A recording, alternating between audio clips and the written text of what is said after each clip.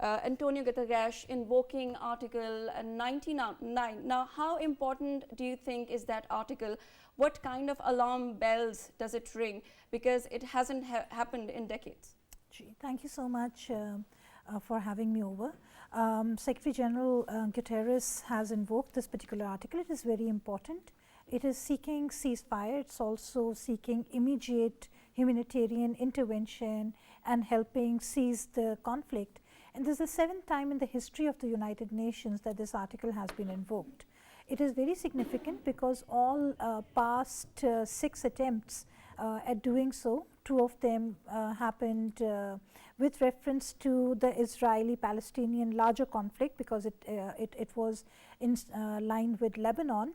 But then this is the 3rd time that this particular case study has again come to limelight, and Article 99 has been revoked, has been invoked.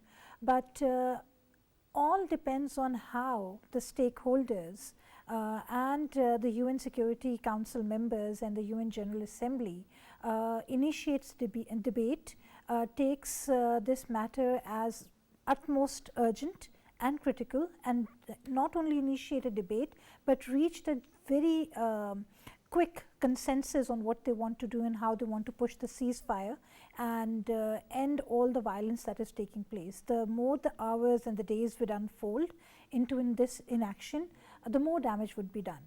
So it entirely depends how seriously the members take Article 99 and they implement some action on it.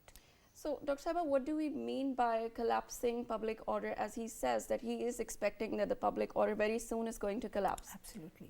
Unfortunately, we have all seen before that limited pause that took place in which the hostages and the prisoners were exchanged, the entire North Gaza was virtually has been razed to ground. And now the southern strip is also under attack, as the soonest Israel managed to get people back in to their home. And if this happens, that also means that no communication linkages, no health care, no food, no sanctuaries, no public order, discipline, anything of that has been left intact. All infrastructure has been razed to rubble. So what and how are you going to run the administration? And if this happens, it's going to be and already it has become a huge human catastrophe and emergency, and that needs to be looked at the most critical and immediate basis. Taken care of. All right. Coming to you, Mr. Raza Shah is an expert in international relations. We've been talking about the article that has been invoked after decades. How do you see the Israeli side responding to that, as we know that the ambassador to UN, Israel's ambassador, has called it a moral distortion of Antonio Guterres and his bias against Israel? Okay, I don't blame the Israeli ambassador, because I would like to first give my contribution to what Article 99 is.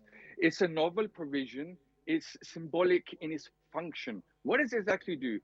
Just to give you some facts, it's been invoked 3 times: 1960 in Congo, 1979 Iran, 1989 Lebanon. The other times they were just implied invocations. So my question is, what has the UN ever done in any conflict? Afghanistan, Syria, Iraq, Yemen, Sudan, Congo, Rwanda, the list just goes on. All this is going to do is call a meeting for the UN Security Council for the 15 member states. That's all it does. It calls a meeting. It doesn't have no legal teeth. So it can't actually do or move anybody.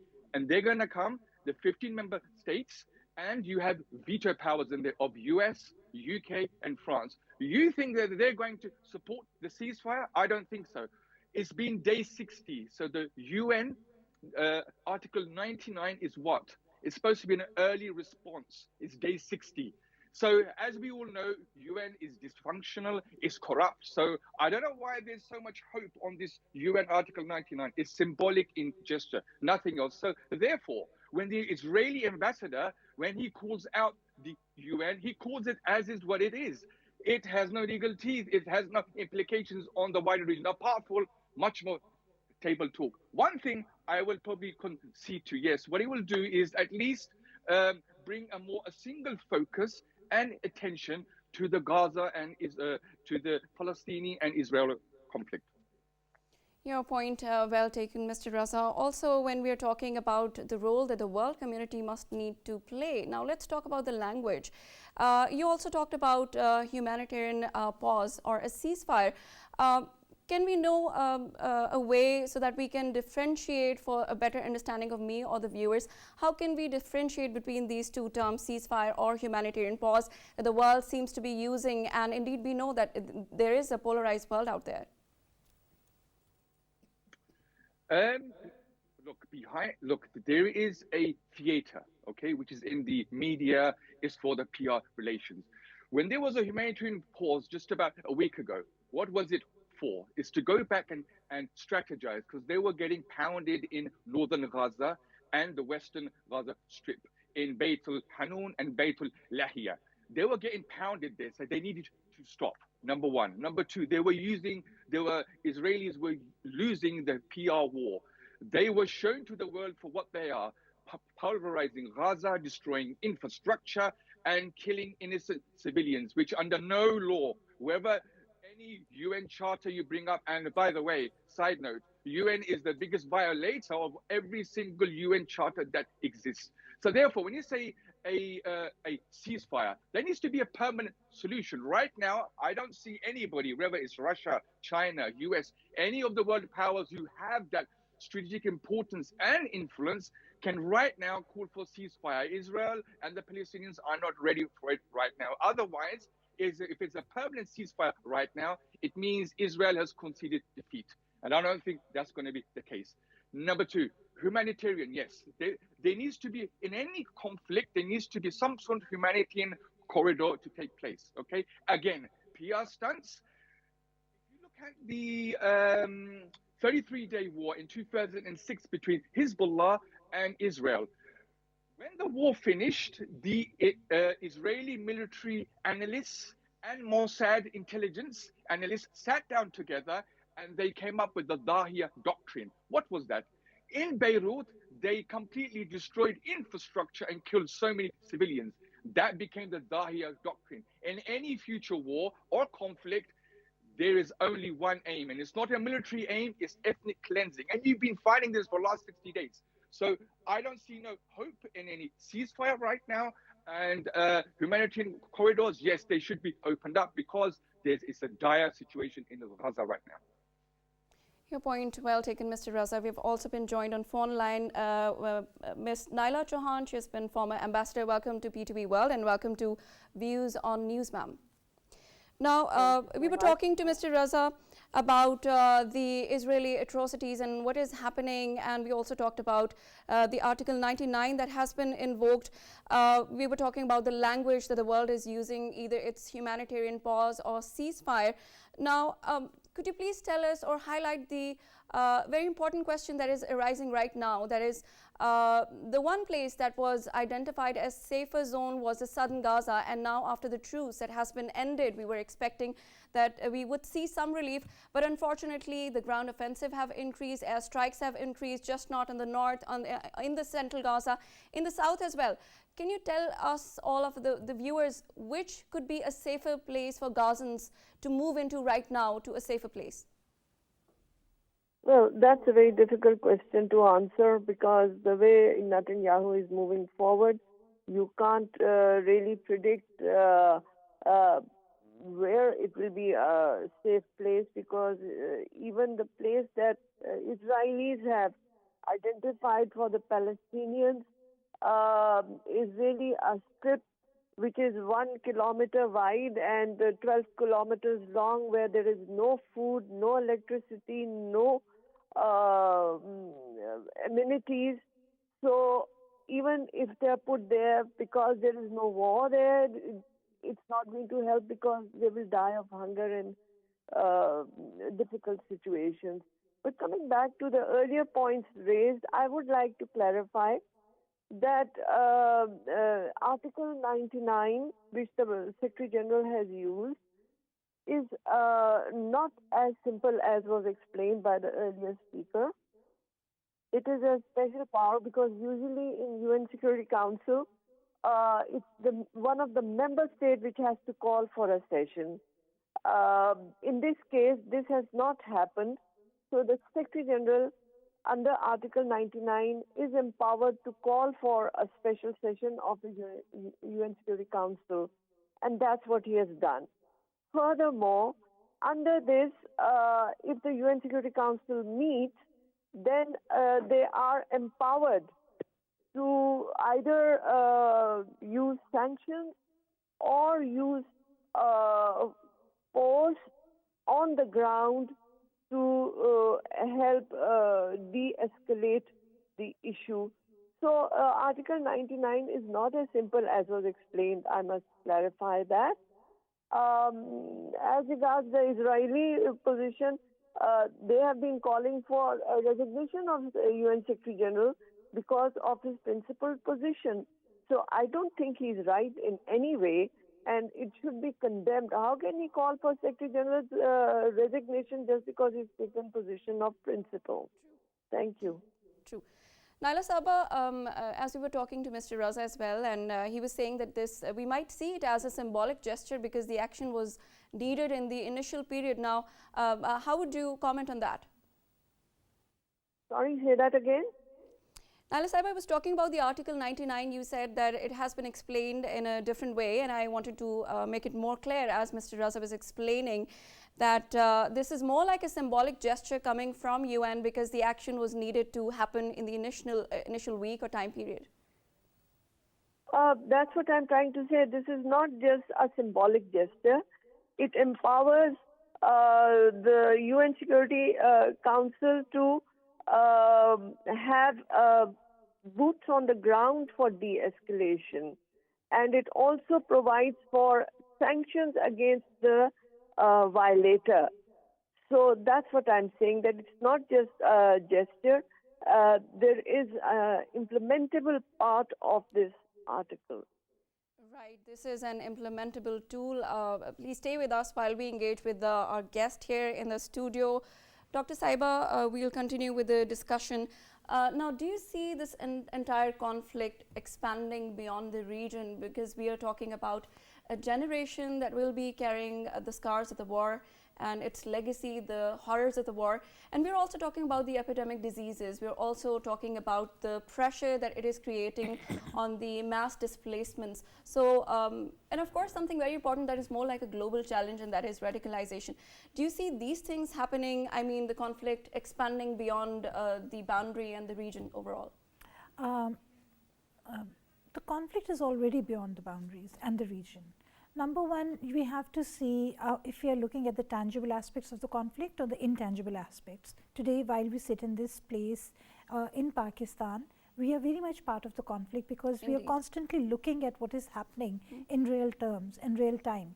So that also changes how the conflict in today's time is occurring. Contemporary conflict is something which is really in the face and one really feels the pinch. You look at, unfortunately, young babies and children being killed, and you feel as if it's your heart which has been wrenched out. So that is one impact of the conflict, and I think that's the least part of the conflict as such. The other aspect that you yourself have highlighted about the displacements, the epidemics, so contemporary conflict, like previously as well, but now more so than before, are something that have a spillover effect, even if you want to contain them in a spatial space or in a geographical space as well. But the fact that people sooner or later would start, as Ambassador Chohan was also mentioning, they would start spilling over into other more secure areas, whether within the country, and there's hardly any secure area left for the Palestinians within Palestine, unfortunately. So where would they go? They would go to the neighboring countries. And we have seen this pattern by Israel, where they have made Palestinians time and again leave their ancestral homelands and go to places which are secure. And when they go there, those places themselves are not very rich. They are not extremely barren.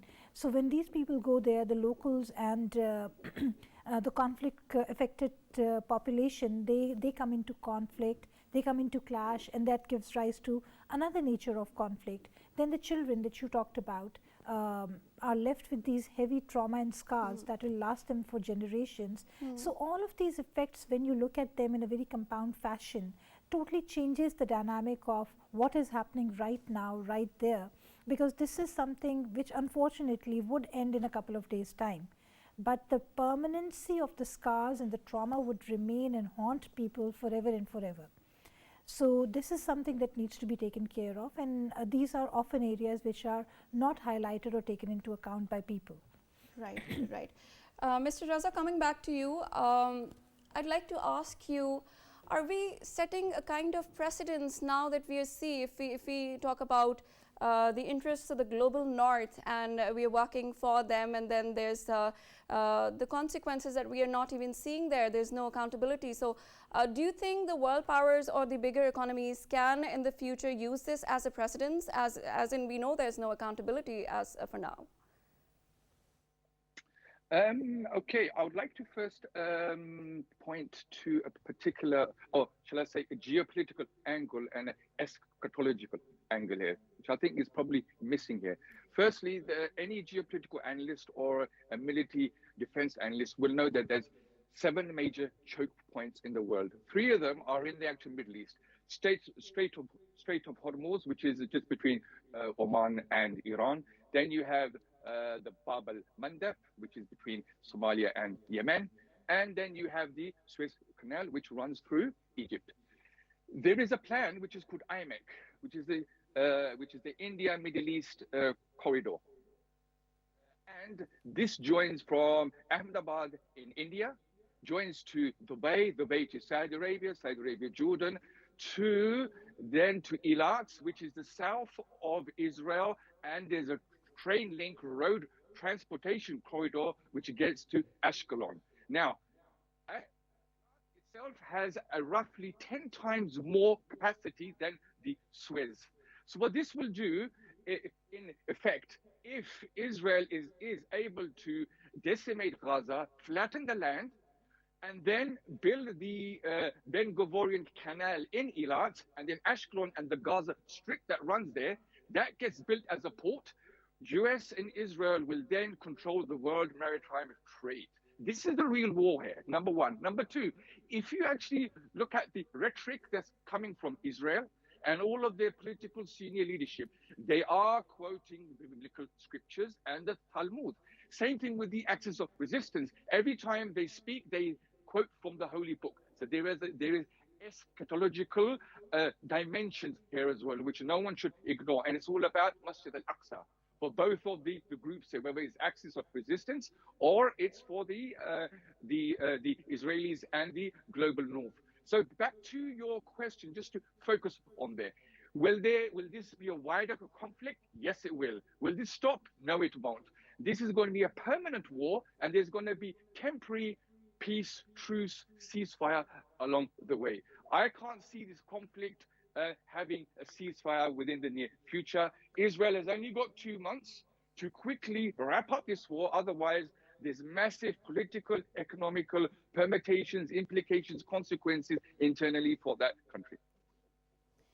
Mr. Raza, you were talking about ceasefire, you were talking about truce, of course, and the world at large might be very much towards of the view to end this conflict. And we know that Qatar mediated a truce that ended so badly because we have been seeing a ground offensive and airstrikes, coming in full circle.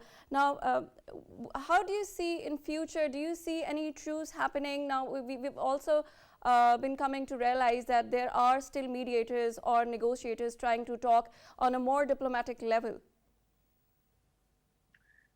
Most of the mediators, interlocutors, and the middle people have got their own agendas, okay? Be it Qatar, be it Saudi Arabia, or Russia. This is a trans-regional interconnectivity corridor war. This is a geopolitical, everyone needs to analyze this. I've said this on many, many shows before as well, okay? So these are vested interests. If there's a ceasefire, they need it because of the trade routes. If someone doesn't need a ceasefire because they want Israel to then establish that maritime trade route, so Suez Canal loses its functionality or loses its importance within the trade. This is a very important geopolitical game for Israel. This plan has been on for a long time. This was actually, it's called EAPC, Elat Ashkelon Partnership Corporation, Pipeline Corporation, conceived, I think, in 1964 or 1960. It was a dead duck in 1979 because of the Iranian Revolution. In 2018, in the Abraham Accords, this was mentioned in there. So all of the Arab GCC countries who are part of the normalization deal are part of this. They want this pipeline and this maritime and trade route to come into function and operation. So ceasefire from the Arab countries, from the GCCs and the wider Muslim world, I don't think so. Right, what a detailed insight, and your point well taken. Now coming back to Ambassador Chohan, we've been hearing Mr. Raza talking about deeper issues, talking about geopolitical, a game plan that has been now been revealed to the world.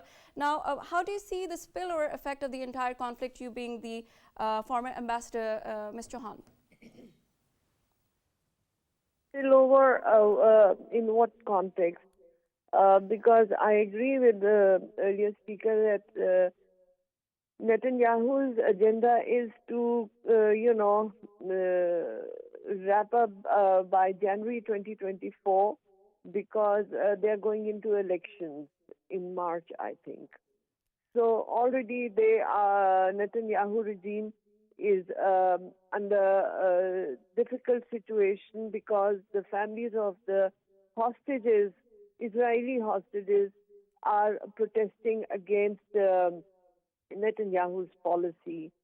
So being a politician, he has the agenda to be re-elected, and the way things are going, it's not in his interest, except that they continue with this policy of greater Israel. Greater means that bigger landmass. For which they are pushing out Palestinians from their homes. As far as escalation is concerned, God forbid if it does, then it will be a disaster for the whole world because there's so many stakeholders in this crisis. But let us see. Now that the UN Secretary General has invoked Article 99 and UN Security Council is going to meet, let's hope that United States will not use its veto power and good sense will prevail to stop this atrocity that is being committed by Israel.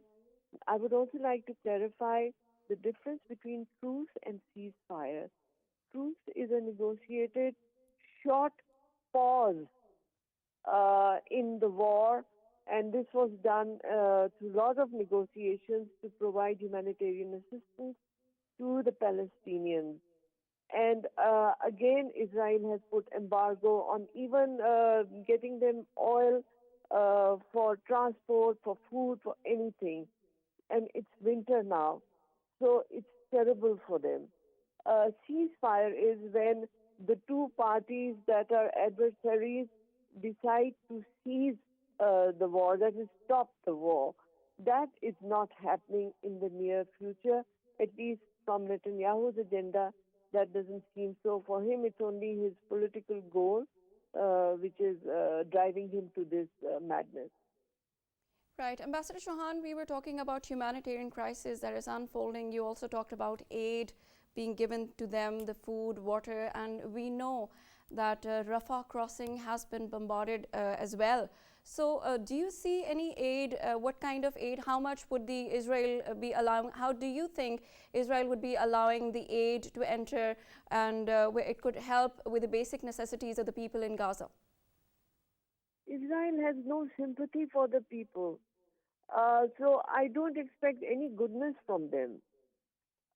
They have a very vicious agenda. But the point is the pressure of the international community and how well the Palestinians negotiate with the Israelis as far as the hostage exchange is concerned, prisoner of the Palestinians and hostages of Israel. if they can manage to strike um, a negotiation in which Israel, for their own sake, allow the humanitarian assistance to reach to the people, we might see something happening. But at this moment, it is very difficult to predict that.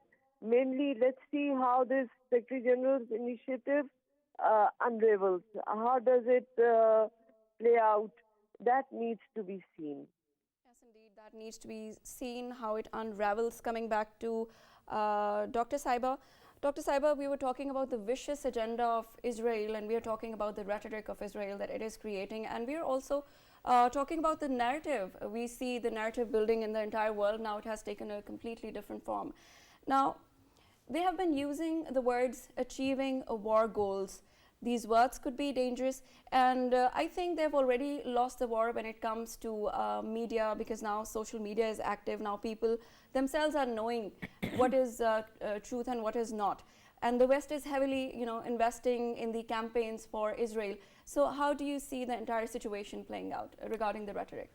Maheen Sahaba, the main problem here is that the public may be in favor of the Palestinians, the entire global community, the humanitarian sympathies and empathy maybe with the Palestinians, but is it really affecting positively their fate, and is it saving them from the Israelis? Unfortunately not. Is it also motivating the individual countries, big and small, across the spectrum, whatever religion they may belong to, from doing something to help the Palestinians out of the situation? No, because the global community is very much sure about and complete about this notion that if they are dying, so they are dying, at least we are safe. And the spillover effect of the war that you were talking about would not actually carry over in the entire world. So unfortunately, the news is not very optimistic.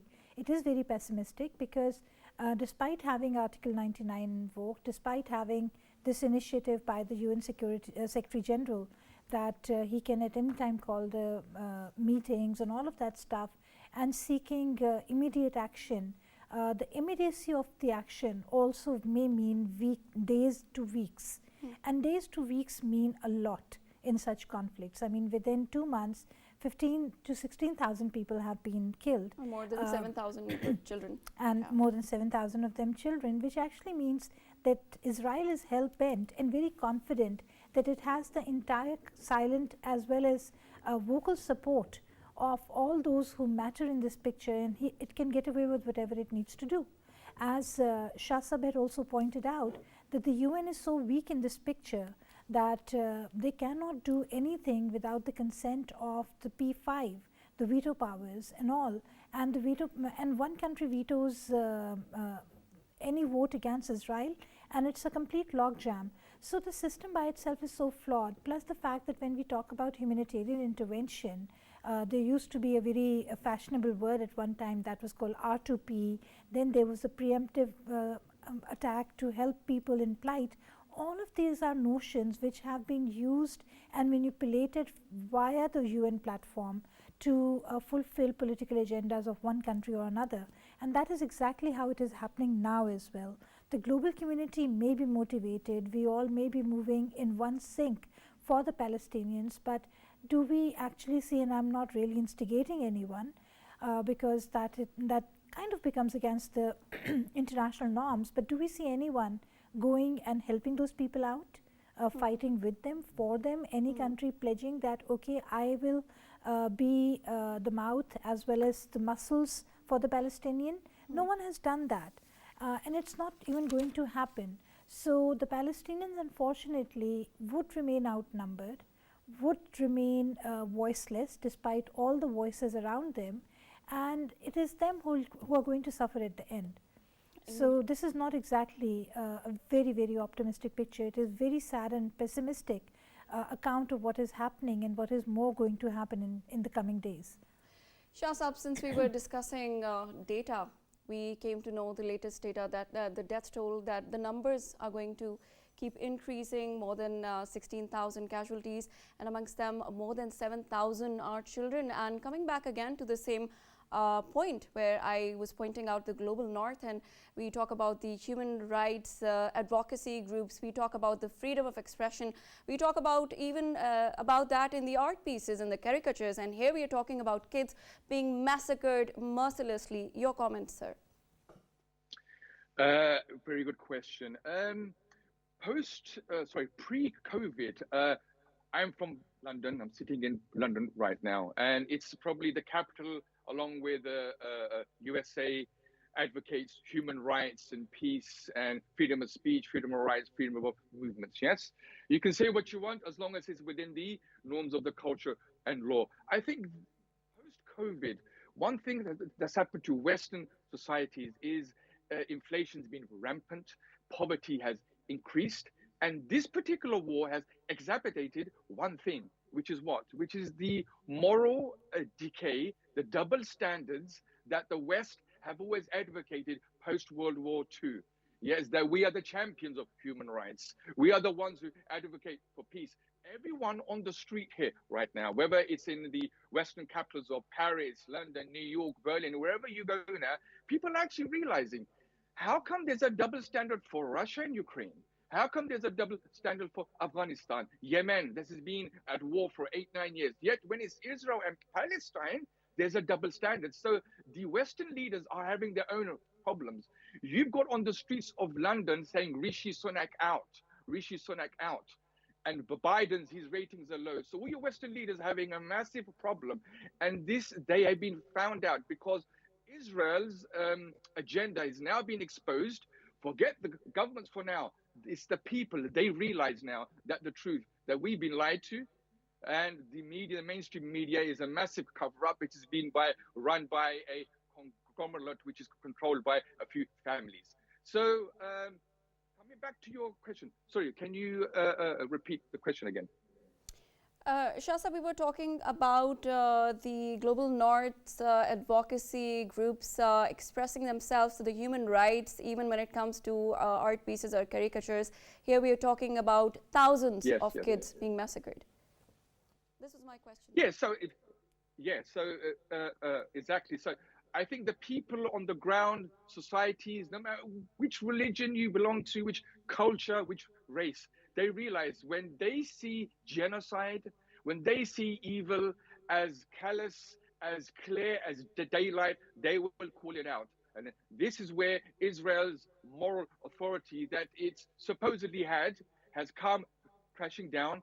And I'd like to add on this, that in 1948, Israel started a colonial settler project that for all the Jewish people around the world, come to this land, is the promised land to give you peace and tranquility. Up to 6th of October, maybe this promise was fulfilled. 7th of October, this plan has now failed. We're seeing the closing of the colonial project from 1948. This is Israel's agenda. Expel the Palestinians from the land of Gaza. And this is the consequences where you see children being massacred, women and innocent civilians being homeless and they're being displaced. It's unfortunate. The world is seeing it through their phones. And yet you had the other respected lady there said that no one's doing nothing. There are parties. There is Hezbollah, there is Ansarullah, there's Hassan Shabi from Iraq, Zainabiyun, Fatimiyun, Abbasiyun. There are many, many groups. They are playing their role.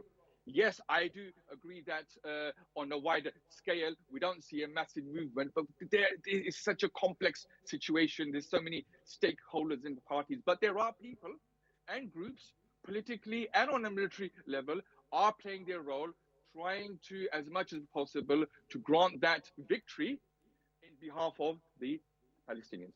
Shah, this is something very important and this is something very interesting. You talked about the history, you talked about 1948. It was a closing out of colonialism.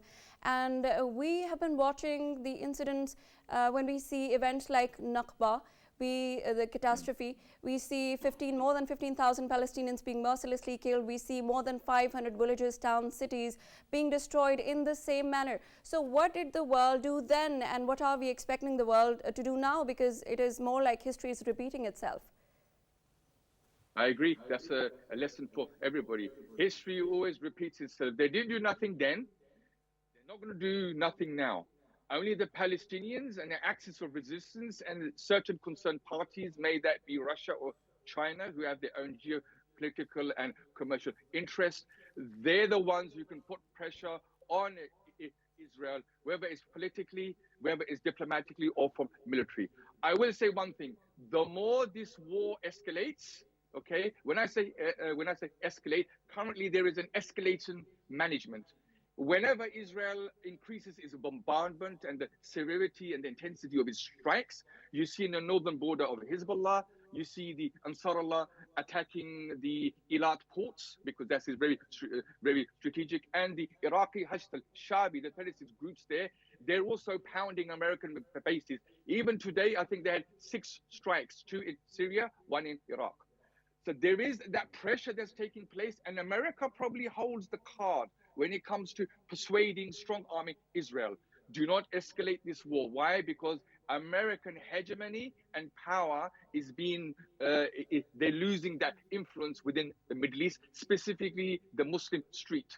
If they lose that, then you're giving the Muslim worlds are going into the laps of China and Russia. And that's where we're going to see the multipolar world emerge. And maybe from this, we'll see emerging of new powers and a new contours and new fracture lines. Right, all right, Mr. Shah. Now we come to Ambassador Chohan. We've been talking about the Article 99, and we also talked about the tool. It's a powerful tool, as you said in the beginning. Now, you being the former ambassador, how do you see the bigger picture? How do you see when we talk about the finality of the entire scenario that's playing out in front of us? Your comments, please. Maheen, you see, it's a very fluid situation. It's difficult to say what the finality will be. Different stakeholders are playing their cards differently. UN Security Council is going to meet, even, the resolution on humanitarian assistance, UK and Russia abstained. USA vetoed. So you can't say just USA. There are other players also who have their different agendas. And in the real politics, it's their vested interests that are more important to them than actually the so-called humanitarian issue.